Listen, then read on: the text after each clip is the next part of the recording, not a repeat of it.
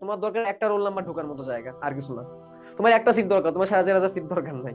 একটা সিট তুমি কেন পাবা না রে ভাই? কেন পাবা না? এটা সত্য যে সবাই পাবে না। 1 লাখ পরীক্ষাতে 1 লাখ পরীক্ষাতে চান্স পাবে না, বাট তুমি যদি রিয়েলি প্রিপারেশন নিয়ে থাকো তুমি কেন পাবা না? এখন বলতে পারো ভাই আমার রেজাল্ট তো খারাপ হয়ে গেছে, দুর্ঘটনাটা ঘটে গেছে, আমার রেজাল্ট খারাপ হয়ে গেছে, পরীক্ষা সামনে, সো এখন আমি কি করি?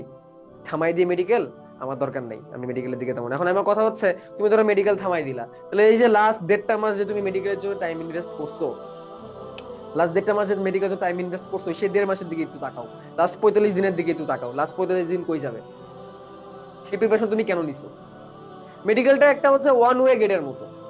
আমি তোমাদের একটু ডিমোটিভেট করতেছি আজকের দিনে, তাদের জন্য যারা হচ্ছে একটু বেশি ওভার কনফিডেন্ট, তাদের জন্য। সবাই তো হচ্ছে লোদের নিয়ে কথা মানে কথা বললা, আমি একটু হাইদের নিয়েও কথা বলি। তো মেডিকেলটা হচ্ছে ওয়ান ওয়ে টিকেটের মতো আর কি। এখানে গেছো তো গেছোই। আগে একটা সময় ছিল যখন ঢাকা ভার্সিটি রিটার্ন ছিল না, তখন আমরা বলতাম শুধু মেডিকেলে চোখ বন্ধ করে প্রিপারেশন দাও। মেডিকেলে চোখ বন্ধ করে প্রিপারেশন দিলে লিস্ট ঢাকা ভার্সিটি হয়ে যাবে, কারণ ঢাকা ভার্সিটিতে তো আর ক্যালকুলেটর নিতে দেয় না। তো অঙ্ক যেগুলো আসবে হাতে গুণা করা যাবে এরকম অঙ্ক দিবে। বা ঢাকা ভার্সিটি রিসেন্টলি কি শুরু করলো? রিটার্ন নেওয়া শুরু করলো। রিটার্ন নেওয়ার কারণে ব্যাপারটা কি ঘটলো, যে মেডিকেলে যারা প্রিপারেশন নিচ্ছে তাদের কিন্তু ঢাকা ভার্সিটি একটু কষ্ট হয়ে যাচ্ছে। আবার মেডিকেলে যারা প্রিপারেশন নেবে তারা তো ভুলেও তো ইঞ্জিনিয়ারিং প্রস্তুতি নিতে যাবে না, ইঞ্জিনিয়ারিং পরীক্ষা দিতে যাবে না। আমি নিজেও ইঞ্জিনিয়ারিং এর ফর্ম টম তুলি নাই, ঠিক আছে? তো ব্যাপারটা এরকম দাঁড়ালো যে যারা হচ্ছে ইঞ্জিনিয়ারিং প্রিপারেশন নিবে, তারা কি, তারা হচ্ছে অ্যাটলিস্ট ইঞ্জিনিয়ারিং না পেলেও ঢাকা ভার্সিটি পেয়ে যাবে। যারা ঢাকা ভার্সিটি প্রিপারেশন নেবে তারা ঢাকা ভার্সিটির জন্য প্রিপারেশন নিচ্ছে। আর যারা মেডিকেল প্রিপারেশন নেবে তারা কিন্তু কোনো ইয়ে নাই, হইলে এসপার না হইলে ওসপার এই টাইপের। তো তুমি এটাই করো।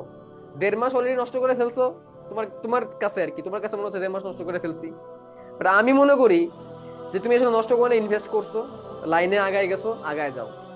তোমার মতো অনেকেই রেজাল্ট খারাপ করছে। লাস্ট ইয়ার অপার ভাইয়ের মতো আমার একজন স্টুডেন্ট ছিল, যার রেজাল্ট খারাপ ছিল, 4.5 ছিল, 12.5 নাম্বার পিছায় থাকার পরও সে চান্স পেয়েছে। আমাদের ব্যাচে এরকম আছে, তার হচ্ছে 13.5 নাম্বার কাটা গেছিল অ্যাজ এ সেকেন্ড টাইমার হয়ে সে 13 নাম্বার কাটা যায় চান্স পেয়েছে। তোমাদেরকে বলতেছি না সেকেন্ড টাইম করার জন্য, বা তুমি চাইলে পারবা, তোমার পক্ষে পসিবল।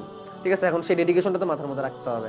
পরীক্ষার প্রশ্ন কঠিন হবে, পরীক্ষার সিস্টেম কঠিন হবে, সবাই ফুল সিলেবাসে দিবে, এটা তো সবার জন্য রে ভাই, তোমার জন্য তো একা না। তোমার একার জন্য তো ফুল সিলেবাস হচ্ছে না, যারা যারা মেডিকেল পরীক্ষা দিচ্ছে সবার জন্য এটা কঠিন হচ্ছে। তো তুমি সেই ডেডিকেশনটা এখন দেখাও।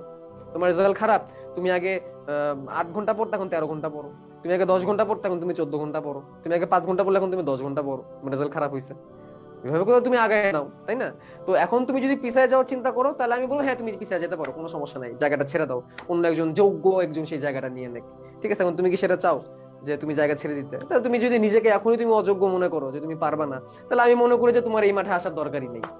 কারণ মানুষ সবার আগে নিজের কাছে হার মানে। এখন বলতে পারো ভাই আপনি প্রতিদিন এত মোটিভেটেড কথা বলেন, আজকে কোনো ডিমোটিভেটেড কথা বলছেন। ডিমোটিভেটেড না, আজকে তোমাদের স্বচ্ছ ধারণা তোমাদেরকে দিচ্ছি। এটা অনশট না, এটা অনশট ক্লাস না। ঠিক আছে, যে তুমি অনশটের মতো করে তুমি সবকিছু করে ফেলবা। এটা শেষ মুহূর্তের প্রস্তুতির মতো কিছু না যে তুমি একদম সবকিছু করে ফেলবা। এটা অ্যাডমিশন টেস্ট, এখানে তোমার পরিপূর্ণ ধারণা থাকতে হবে তোমাকে এখানে। ঠিক আছে, এখানে এমন না যে তুমি কোশ্চেন ব্যাংক সলভ করে ফেলবা, কোশ্চেন ব্যাংক সলভ করে তুমি চান্স পেয়ে যাবা, এই ধারণা রাখলে এটা সত্য না। তোমাকে একদম প্রপারলি প্রিপারেশন নিতে হবে। এই চরম সত্য কথাগুলো তোমাদেরকে আজকে বলতেছি। এই কারণে বলতেছি, আগে যারা 8 ঘন্টা পড়তো তাদের এখন পড়াটা এখন 13 ঘন্টা করে ফেলো, চান্স হবে, চান্স হয়ে যাবে। কারণ চেষ্টা করার কথা তো মহান আল্লাহ তাআলা বলে দিচ্ছেন, তুমি তোমার জায়গা থেকে চেষ্টা করো, দেওয়ার মালিক আল্লাহ। যদি না পাও তখন বুঝে নিবা যে এর থেকে বেটার কিছু আছে তোমার জন্য। এটা আমি নিজের লাইফে অনেক বড় প্রমাণ পাইছি এরকম। তো তোমার কাজ কি? তোমার কাজ হচ্ছে পুরোপুরি চেষ্টা করে যাওয়া, পিছায় না যাওয়া। পিছায় যাওয়া মানে কি? তুমি আগে হার মেনে ফেলছো।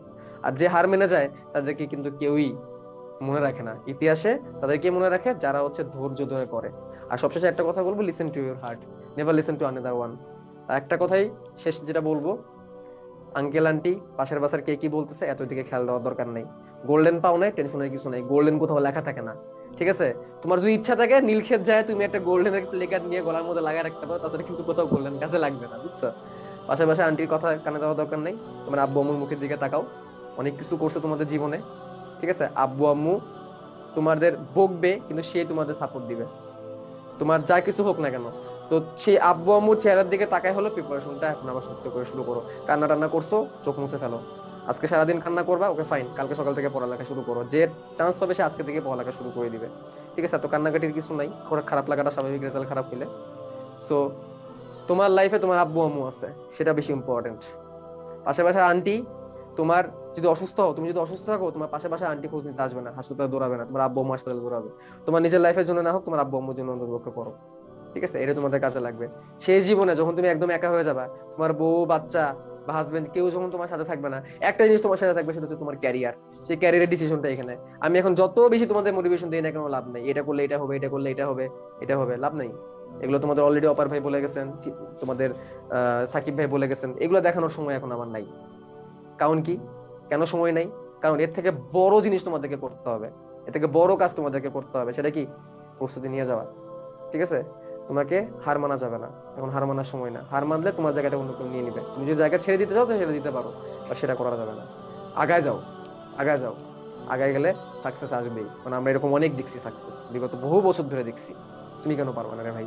কি নাই তোমার? শুরু করো, ইনশাল্লাহ হয়ে যাবে। আর কথা বাড়াবো না, এগুলো অনেক বলছি তোমাদেরকে। একটাই কথা, আগায় গেছো, আগাইতে থাকো, পেছানোর সময় নাই। ঠিক আছে? তো এখন তুমি যদি পিছায় যাওয়ার চিন্তা করো, তাহলে আমি বলবো হ্যাঁ তুমি পিছায় যেতে পারো, কোনো সমস্যা নাই, জায়গাটা ছেড়ে দাও, অন্য একজন যোগ্য একজন সেই জায়গাটা নিয়ে নেক। ঠিক আছে? এখন তুমি কি সেটা চাও যে তুমি জায়গা ছেড়ে দিতে? তাহলে তুমি যদি নিজেকে এখনই তুমি অযোগ্য মনে করো, যে তুমি পারবা না, তাহলে আমি মনে করি যে তোমার এই মাঠে আসার দরকারই নেই। একটা সিট তুমি কেন পাবা না রে ভাই? কেন পাবা না?